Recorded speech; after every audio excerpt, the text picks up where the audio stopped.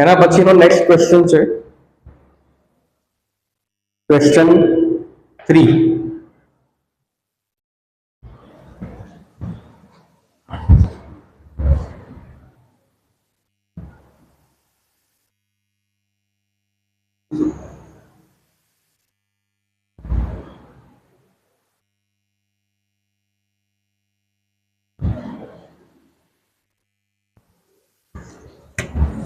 Question 3 નો પહેલો 1/2 વર્ગમૂળ 2. બરાબર. તો સૌથી પહેલા શું કરવાનું? ધારવાનું કે ધારો કે 1/2 વર્ગમૂળ 2 એ કેવી સંખ્યા છે?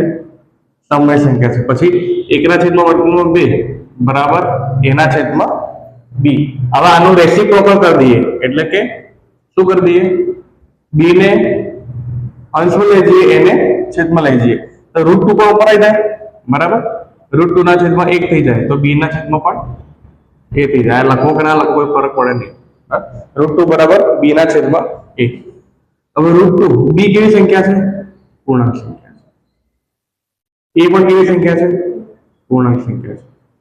એટલા માટે કેવી સંખ્યા કહેવાય? સમય સંખ્યા.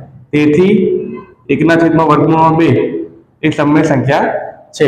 પણ અહીં એ સત્ય છે કે 1/2 એ અસમય સંખ્યા છે. તેથી અહીં વિરોધાભાસ ઉદ્ભવે છે. તેથી આપણી સાબિતી ખોટી છે. એકદમ